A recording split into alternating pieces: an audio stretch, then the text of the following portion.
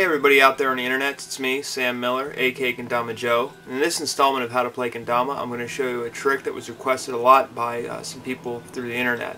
And that trick is called the UFO. Now, the UFO is a lot like doing the jumping stick, where you make the stick come out of the hole, do a 360, and then back in the hole. However, for the UFO, you do it sideways. So when you flick your wrist, the stick is going to come out, spin 360 like a helicopter, and then right back in to the hole if I actually had some talent.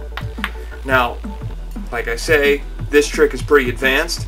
It takes a lot of practice, but with the tips that I give you, along with that practice, I'm pretty sure you'll be able to nail it.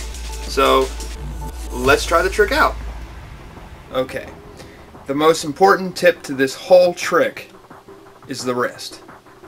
When I do my trick for the UFO, I like to turn in my wrist almost to the point where the stick is almost pointing at me. So that's very important, having the wrist turn in like this, because it helps you flick. Because the next part you're going to do is you're going to bend down with your knees, just like I tell you in every other tutorial I've ever told you, is bending the knees. Bending the knees is always the key. So remember those two things right out the bat. It's almost like cocking a gun. Bending the knees, cocking the wrist back, and then from there you're going to flick that wrist on the upswing from your knee bend. It's going to cause the stick to spin, and what that also does is allow it to be a lot easier for you to track that spike. So when it comes back to that 360 position, you can just swing your hand right in with the ball, and boom, just like that. Okay, now we're going to do the trick at full combat speed.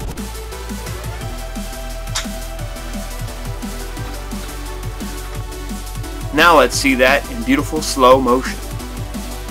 Now remember the two things that I showed you. First, cock your wrist back so that the stick is pointing towards your chest.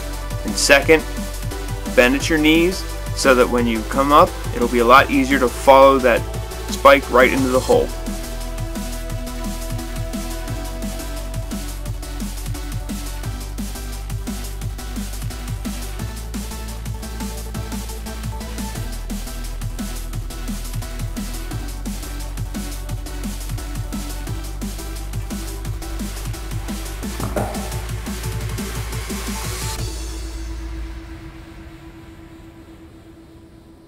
And that was a trick UFO. Now before I forget, one last tip for you when you finally nail this trick.